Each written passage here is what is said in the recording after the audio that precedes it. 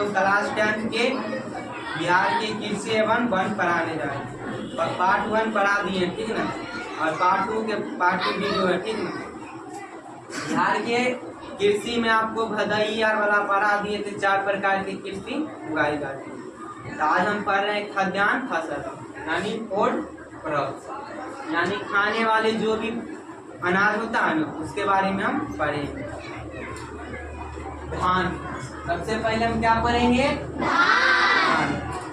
धान बिहार की खाद्यान्न फसलों में से महत्वपूर्ण स्थान रखता है और ये भदई, अगहनी तथा गर्मा अर्थात तीन फसलें लगाई जाती है और इसकी खेती राज्य के सभी भागों में किया जाता है। हमारे बिहार में जो भी राज्य 38 जिला है ना, मतलब जिले 38 है, तो पूरे बिहार में यह खेती की जाती है। और 2006 से 2007 में यहाँ 33.54 लाख हेक्टेयर भूमि पर लगभग 50 लाख टन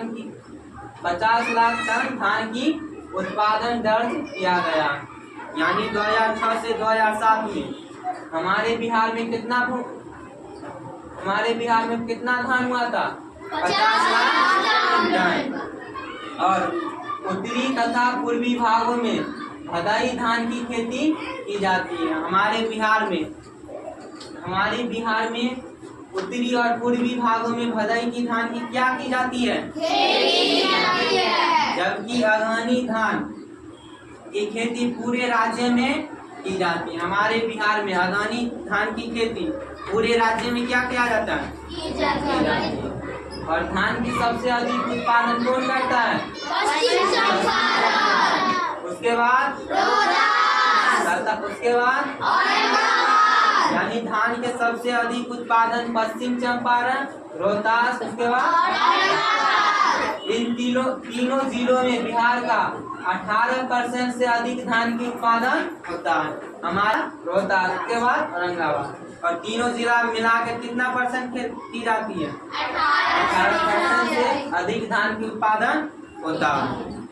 उसके बाद प्रथम स्थान पूछेगा क्वेश्चन की हमारे बिहार में सबसे ज्यादा धान की खेती कहाँ की जाती है? द्वितीय स्थान पर कौन सा? और तृतीय स्थान पे इलाहाबाद। उसके बाद हम क्या पढ़ेंगे? गेहूं के बारे में। हमारे बिहार में गेहूं की खेती भी की से 2007 में कुल 20.5 लाख हेक्टेयर भूमि पर 47 लाख टन गेहूं का उत्पादन हुआ है। हमारे बिहार में 2006 से 2007 में कुल 20.5 लाख हेक्टेयर पर भूमि पर 47 लाख टन गेहूं का उत्पादन हुआ है। और 2006 से 2007 में गेहूं के उत्पादन में रोहतास जिला प्रथम रहा। क्वेश्चन पूछेगा सबसे ज्यादा गेहूं का उत्पादन 2006 से 2007 में कौन से जिला किया? रोहतास जिला किया था। गेहूं के बारे में इतना ही पढ़ना था। और अब हम पढ़ते हैं मक्का के बारे में। मक्का उसको मकई बोलते हैं। बिहार की यह तीसरा मुख्य खाद्यान्न फसलें हैं।